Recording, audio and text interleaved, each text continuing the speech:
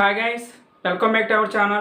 In this video, we're going to discuss about direct and inverse proportion problems. Already మనం before వీడియోలో direct proportion ఏంటి, inverse proportion ఏంటి, conditions కోసం discuss చేసాం. ఇప్పుడు ఏంటంటే ఈ వీడియోలో వాటి మీద అప్లికేషన్స్ ప్రాబ్లమ్స్ డిస్కస్ చేద్దాం. ఆల్రెడీ మనం యూనిటరీ మెథడ్ చేసినప్పుడే అనుకున్నాం యూనిటరీ మెథడ్లో ఉన్న ప్రాబ్లమ్స్ని by using direct and inverse proportion చేస్తే కనుక ఈజీగా స్పీడ్గా క్యాలిక్యులేట్ చేయొచ్చు. Now here first problem, A car travels 432 kilometers on 48 liters of petrol. How far would it travel on a 20 liters of petrol? అంటే ఇక్కడ ఏంటంటే 432 kilometers ట్రావెల్ చేయడానికి 48 liters petrol use అవుతుందంట. అయితే కనుక 20 లీటర్స్లో ఎంత డిస్టెన్స్ ట్రావెల్ చేస్తుందో అడుగుతున్నారు. సో మనకి యూనిటరీ మెథడ్ చేసుకోవచ్చు. యూనిటరీ మెథడ్ కాకుండా మనకి డైరెక్ట్ అండ్ ప్రపోర్షన్లో కూడా ఈ ప్రాబ్లం చేసుకోవచ్చు. సో డైరెక్ట్ అండ్ ప్రపోర్షనల్ చేస్తే మనం ఏం చేస్తామంటే వాళ్ళు ఏదైతే ఫైండ్ అవుట్ చేయమన్నారో అది ఫస్ట్ రాసేసుకోండి. So here how far would it travel అంటే డిస్టెన్స్ అడుగుతున్నారన్నమాట. సో ముందు డిస్టెన్స్ రాయండి. నెక్స్ట్ ఇంకోటి ఏంటి, పెట్రోల్ లీటర్లు ఇచ్చారన్నమాట. So distance in kilometers, petrol in litres మనం సపరేట్గా రాసుకోండి. In first case how much distance? 432 kilometer distance. How much liters of petrol? 48 liters of petrol. In the second case, only 20 liters of petrol required. So how much distance travel by using the 20 kilometers? And ఇక్కడ ఏం అడుగుతున్నారంటే 20 litres పెట్రోల్తో ఎంత distance travel చేస్తుందో అడుగుతున్నారు అనమాట. So మనకేంటి ఎంత distance తెలియదు కాబట్టి let that distance will be x అని తీసుకోండి. So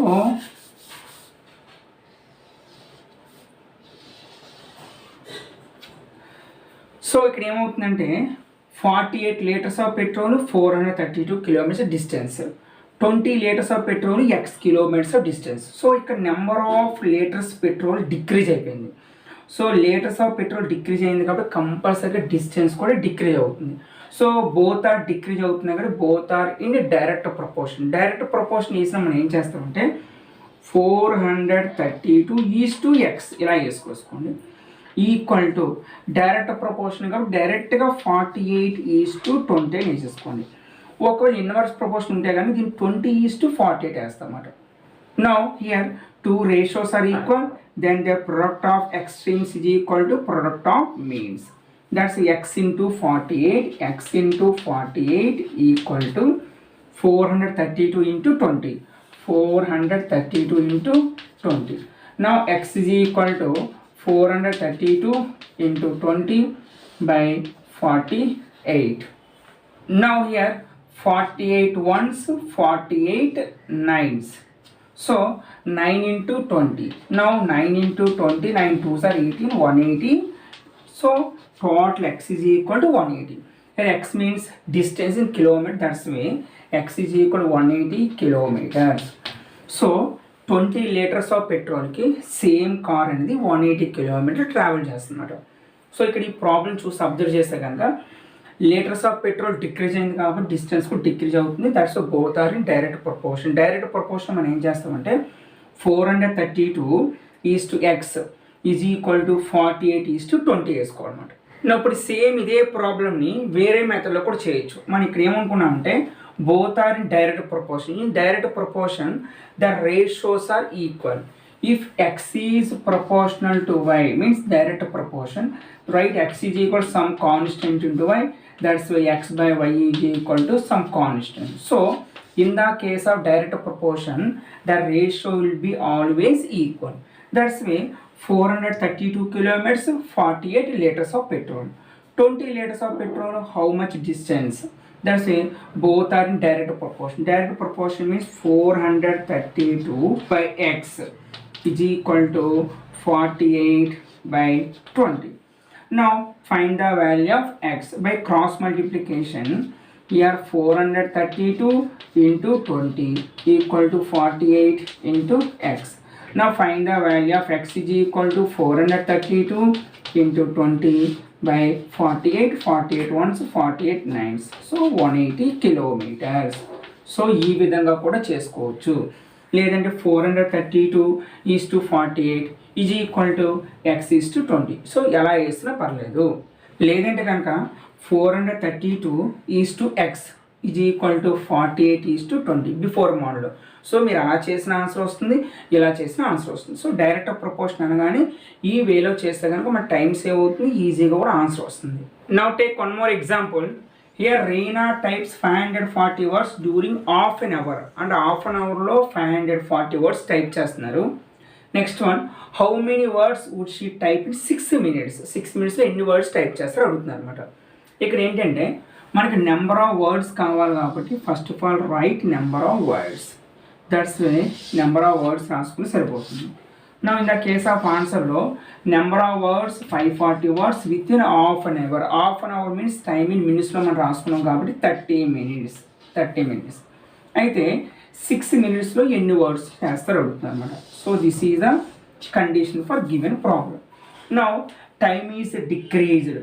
that's way words also decreased. So both are in direct proportion. Direct proportion means 540 is to x is equal to, right, same order, 30 is to 6. Now product of extremes and product of means. So x into 30 is equal to 540 into 6. Find the value of x is equal to 540 into 6 by 30. 0 cancel, 3 1s are 3 2s are. So 4 2s are 8, 5 2s are 10, 108. That's way here 6 minutesలో 108 words type చేస్తున్నారు అనమాట. So చూడండి ఇక్కడ time decrease అయిపోయింది కాబట్టి number of words కూడా decrease అయిపోయింది. So ఈ విధంగా చేసుకోవచ్చు. లేదా అలా కాదు, ఓన్లీ మన రేషియోసే తీసుకుంటాం అనుకుంటే కనుక year 540/30 is equal to x/6. So 540/30 into 6 is equal to x. Now 0 cancel, 3 1s are 3 2s are, x is equal to 108. So ఈ విధంగా చేసినా పర్లేదు. మీరు డైరెక్ట్గా రేషియో కంపేర్ చేస్తామన్నా ఇలా చేసుకోవచ్చు, లేదంటే ప్రపోర్షనల్ కన్వర్ట్ చేసుకుంటామని ఇలా కూడా చేసుకోవచ్చు. సో ఈ విధంగా చేసుకుని ఇటువంటి ప్రాబ్లమ్స్ అని ఈజీగా సాల్వ్ చేయొచ్చు. Now discuss about inverse proportional problems. Now here ఈ 56 men can do a piece of work in 42 days. How many men will do it in the 14 days? So ఇక్కడ ఏమవుతుందంటే 42 daysలో వర్క్ చేస్తే కనుక ఆ టోటల్ వర్క్కి కంప్లీట్ చేయడానికి 56 members కావాలన్నమాట. అదే సేమ్ వర్క్ని 14 daysలో కంప్లీట్ చేయడానికి ఎంతమంది కావాలో అడుగుతున్నారు. ఇప్పుడు మనకి ఏమడుగుతున్నారు, how many men. That's first men రాసేసాను. In first case 56 men can do a piece of work in 42 days. ఇన్ సెకండ్ కేస్ 14 daysలో సేమ్ వర్క్ కంప్లీట్ చేయాలంటే కనుక ఎంతమంది మెంబర్స్ మనకు కావాలి అడుగుతున్నారు. That's take as x. సో మనకు ఇప్పుడు ఏమైందంటే వాడు ఇచ్చిన కండిషన్ ప్రకారంగా మనకు టేబుల్ ఫామ్ చేసుకున్నాం. నా ఒక్కసారి అబ్జర్వ్ చేయండి, ఇక్కడ నెంబర్ ఆఫ్ డేస్ డిక్రీజ్ అయిపోయింది. నెంబర్ ఆఫ్ డేస్ డిక్రీజ్ అయిపోయింది కాబట్టి కంపల్సరీ నెంబర్ ఆఫ్ మెంబర్స్ అనేది ఇంక్రీజ్ అవ్వాలి.